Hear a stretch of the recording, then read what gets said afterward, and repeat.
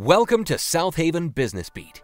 Business and community leaders talk with us to provide invaluable resources to aid the business community. Thank you for joining us for Season 2 of Southaven Business Beat. Our presenting sponsor is TJ Animation Workshop. On the surface, an animated video can give viewers an overview of what your organization does or simply educate your audience on a topic. Under the surface, your content can pique a viewer's interest enough that they initiate contact with you, and hopefully, you come away with an opportunity. But how do animated videos accomplish these things? Animated videos are computerized images that move. With animation, we are able to put a heavy focus on the message that your viewer receives. We do this by reinforcing the audio with video. For example, if the goal of your animated video was to increase awareness about how you serve your customers, then we would create a video that shines a spotlight on the problem you solve, the solution, and the process you go through to get that solution. With the visuals being an animation, your viewers aren't going to want to take their eyes off the screen. Contact TJ's Animation Workshop today. Call 662-590-8301. And now here's your host, Aaron Cozort. Hello, I'm Aaron Cozort, and this is another episode, a very special episode of Southaven Business Beat. We are here with the Bouchillon brothers, and we are going to talk about the history of Southaven, and they know it because they lived it. What are some stories that exist from either one of your all's past about things that occurred in Southaven that just kind of stick out in your memory? Well, good stuff.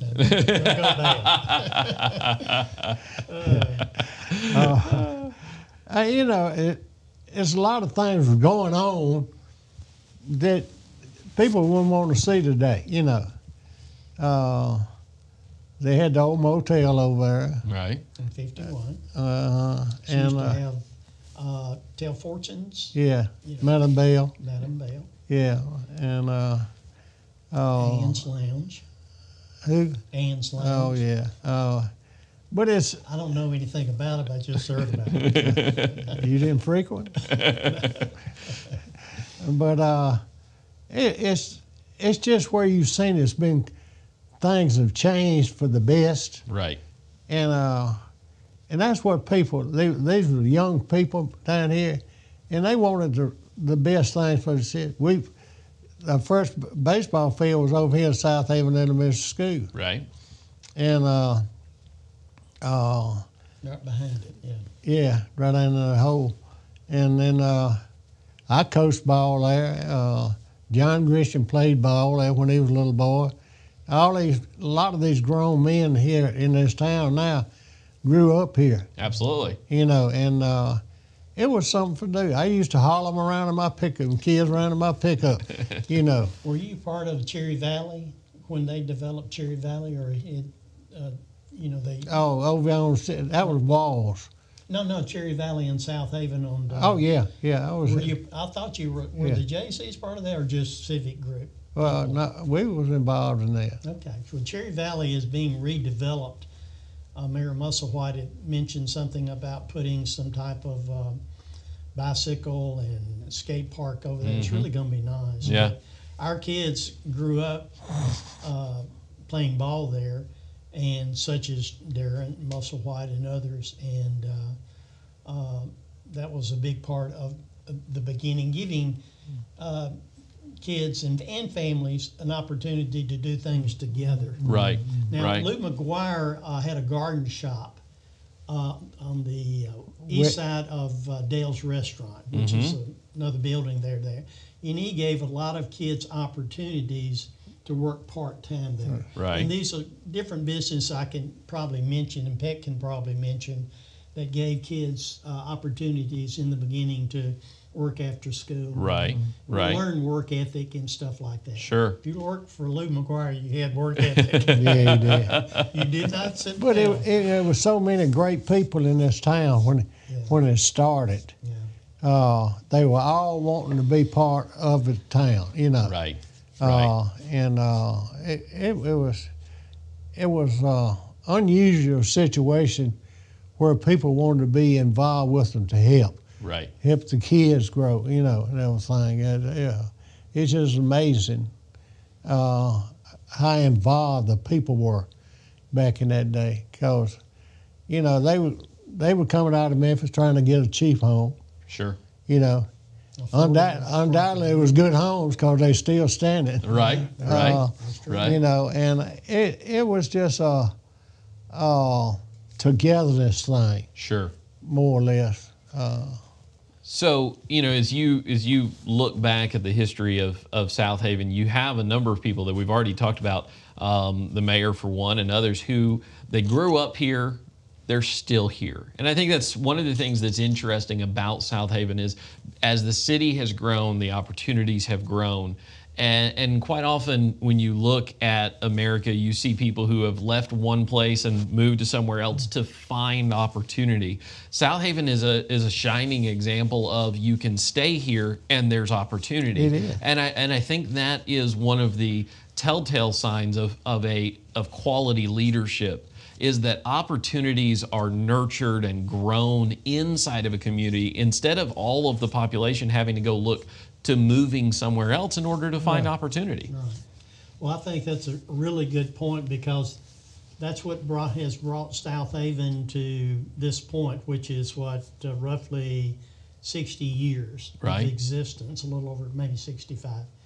But if we don't go forward with the same investment of our time and efforts, whether it be civic clubs, whether it be school PTAs, or Right. PTOs as they call them today, we'll lose that. Absolutely. So it's very important that we look back at history, but it's also very important that we realize we are living history Yes. right now. Yes. As we do this podcast, which never knew this didn't exist not very long ago.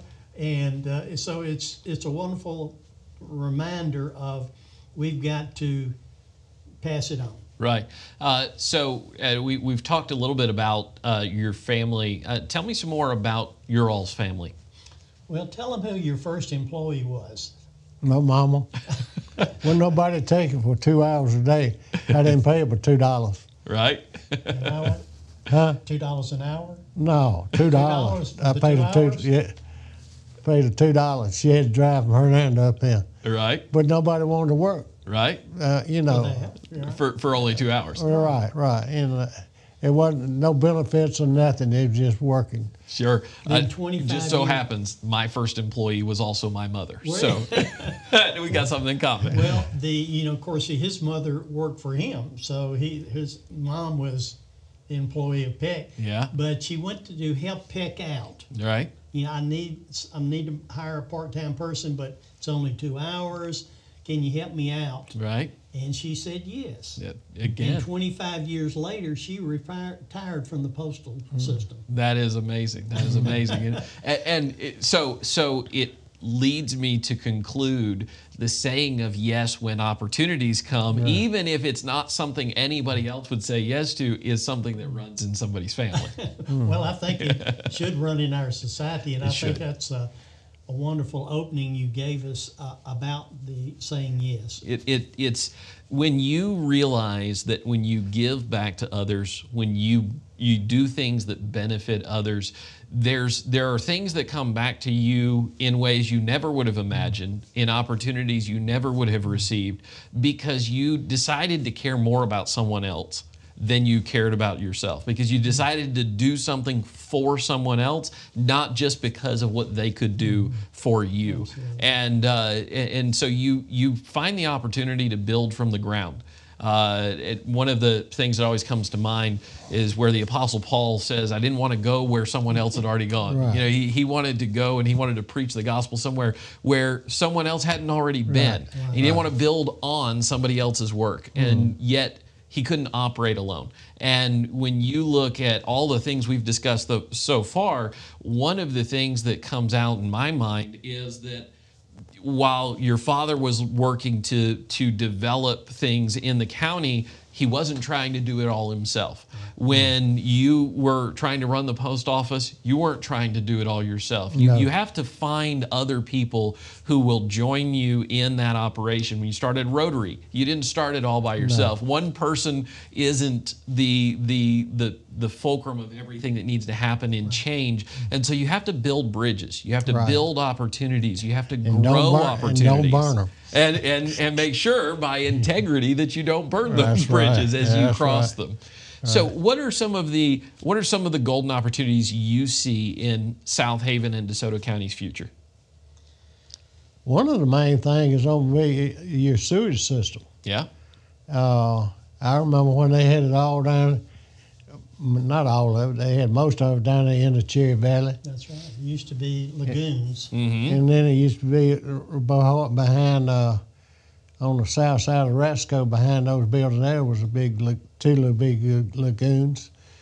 But where they brought this to today, they used to have it running out on the ground out here in the country. I mean, that's before zoning. Sure. Right. Sure. I mean, the health-wise, providing healthy places for people to live. Right. To be able to do it.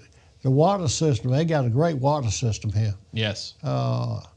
And the fire department, look what the fire department they got. Look at the police department. I remember when the policeman got killed up here in Mississippi Valley and up there. Is that Mr. Key? Huh? Mr. Key? No, he was from Hernandez got killed. This was Lance boy. Oh, okay, Billy Lance. Yeah. Billy Lance. But I mean, Went to Northwest with him. Yeah. You see where they progress so by giving people safety. Yes. Give them learning. They got some of the best school in this county now of the whole state. You have a lot of people coming out of Memphis here. Yes. To utilize education. Yeah. But there's so many things that people have improved on over the years in this county. It's unreal. It's just, it's just like a golden egg you find. Yes. It's benefited so many people. Mm-hmm. And the quality leaders we've had in this county, in Southaven, I've known all of those ever since I was a little boy. Carlton Aldy, he worked for Mississippi Power Light at the time, and our first mayor. Right, right. He come from down in West Mississippi, and your famous mayor, famous mayor now, he really did good. He come from Possum Neck. You know where Possum Neck is? No, sir. It's on the east side of West. Okay. No, down in Holmes County. Okay. It's a wonderful community of people. And ask your mayor next time where he's from. All right. When he tells you something different, say, no, I believe you come across the Big Black River down at around Kosciuszko. But he'll admit that's very prideful. For me too. We're proud of our heritage where we come from. Sure. But which includes possibly. Yes. But that's the name of town. It was back in the day, before the Depression. It had 2 millionaires living there. Oh wow. One about 10 people was 2 millionaires. We're taking a second to thank our sponsors. Follow App. The Follow App is the long-term solution for networking, instantly connecting you to those frequently missed opportunities to find the right referral partner or new client to grow your business. Wisdom Integrators. Are you a business owner and is technology getting in the way of your business? If your computers are slow, your website is horrible, or your business needs more efficiency, then it's time to reach out to Aaron Cozort and Wisdom Integrators. Would you like to be a sponsor? Contact Debbie King at 662-342-6114 for more information. Be sure to share and subscribe for more business resources. Now back to Southaven Business Beat and host Aaron Cozort. So as you think about the city and the growth of the city and where the city's at, obviously we know and it gets highlighted often that the crime coming out of Memphis is a problem, but I think Sheriff Tuggle is very focused on working on that, and Mayor Musselwhite is very focused on that. We had an interview with the mayor just recently, and when I asked him, I said, what else would you like to talk about? He said, well, I want to talk about one of the things nobody else wants to talk about. I want to talk about crime. Right. It's a focus, but it's also highlighting that there are segments of society in our region that are being left behind. But one of the things that I've always liked about Southaven is the nature of the fact that the city is an inclusive city to give opportunity to people if they're willing to work, if they're willing to educate themselves. The opportunities that exist aren't for a small segment of society. It's for anyone who's willing to have the diligence and integrity to stand up and work and benefit their own outcome. And I think that's one of the things that's excellent about Southaven is everybody at any echelon of the city has the opportunity to learn, to grow, to educate themselves, to better themselves, and to build a foundation for their own family. I agree. I would say add to the civic clubs we've already mentioned is our churches. We've got Brown Missionary Baptist Church. We've got Compelled Church. We across the county that developed the DeSoto County Dream Center in Horn Lake that helps educate students that are at risk of falling behind, and they're giving back those churches, those memberships, and it's wonderful to see. Across the board, as you said, it doesn't matter who they are, we want to help. Absolutely. And we want to, that type of mindset in our community, our county, supports what the law enforcement is doing. We've got a big battle, and we need to realize they're out there every day for our protection, as Peck had said earlier. Same thing for the fire department, our emergency responders. Yes. So it's wonderful to see that in action. One obstacle that we have, and we're going to always have obstacles to overcome, the sewage system that has been Horn Lake Creek is potentially going to be shut down from Memphis allowing them to flow it that way. Right. But it will be done. It Sure. will be done, and that's to the benefit of the county, because before we got the federal funds for sewage treatment, they were almost shutting down new subdivisions. Right. But that was overcome, and new subdivisions were developed. Yep. And more good people moved in, looking for good opportunities for their families and their businesses. And I just see a bright future if we keep our eye on the goal, and that's a goal of integrity. Well, what you're highlighting is obstacles are often identifiers for opportunities. Yes. And so when you can turn an obstacle into an opportunity, you utilize that as leverage to grow, to further. When people don't face difficulty, they don't grow. No. When in order to accomplish anything of value, you've got to go through the obstacles, you've got to go through the difficulties, you've got to overcome the hardships. But what you realize is those are the things that build you. Those are the things that build a city. It's when individuals run into those obstacles and they stop, and they turn around or they quit, and they decide to not overcome the obstacle, that you find a city beginning to decrease. You find a city beginning to get old, and they lose the opportunities because they didn't decide to overcome the obstacles. And those obstacles, as you're saying, bring people together where they would not have come together, but of this particular need, and let's do it together. Yes, is one of the wonderful you build benefits. Bridges, you build opportunities, you build teams, and you build relationships that last a lifetime through overcoming something that's difficult. Well, you've seen it in Southaven. Yeah. You can come from nothing to what it is today, one of the largest towns. People want to be involved to help their neighbor. Absolutely. It's just unreal how gracious people are to one another, and they would do anything to help a neighbor. Yeah. It's it's just been unreal. Well, I think our school system is a good component or example of that. You had to sell bonds, Right. which people were against. But I don't think DeSoto County has ever voted down a bond, I forgot what they're referred to. Right.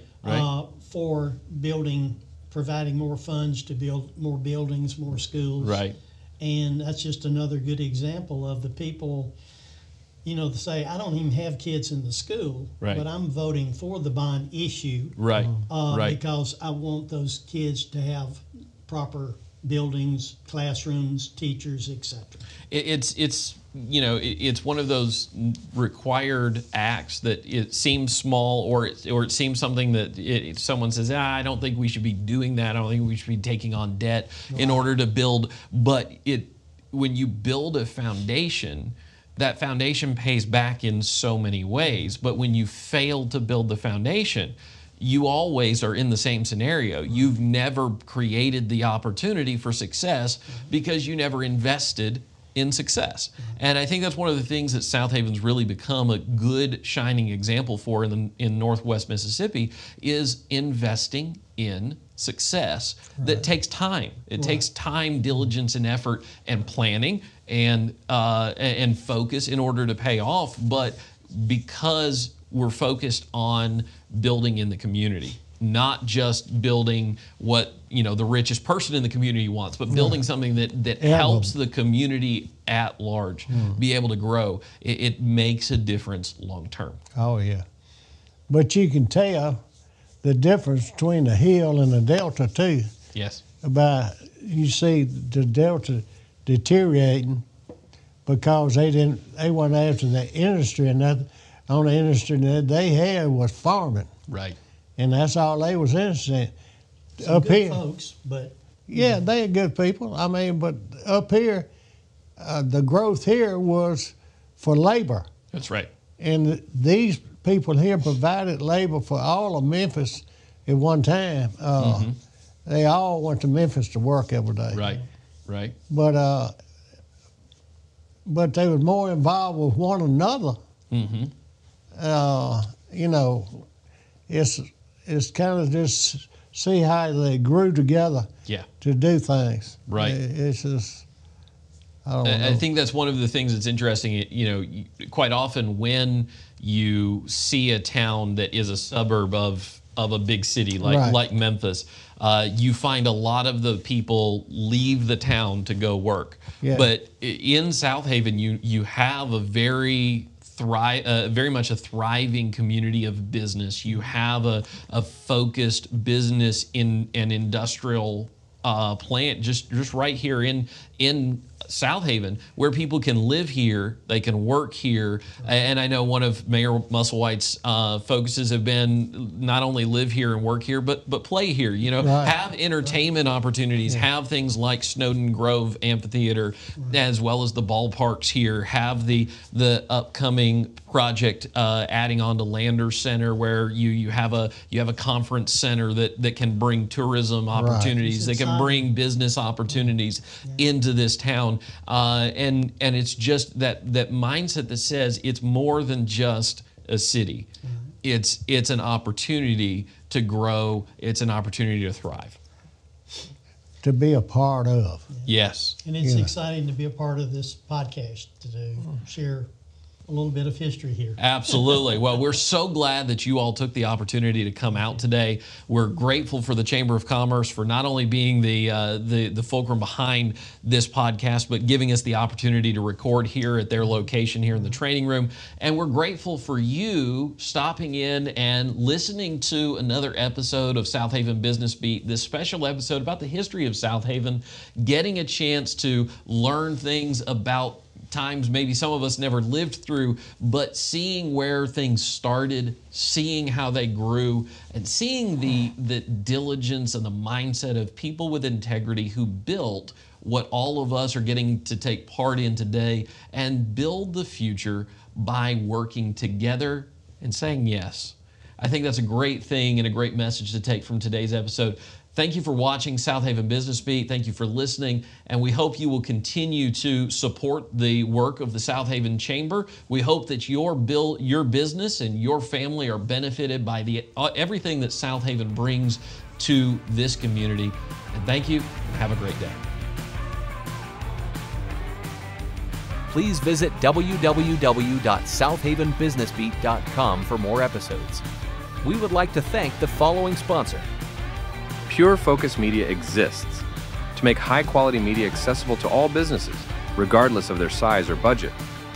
We believe that every business deserves to have its story told with clarity and creativity, and we are here to bring that vision to life. This podcast is brought to you by the Southaven Chamber of Commerce. We know relationships create commerce. Want to join the Southaven Chamber?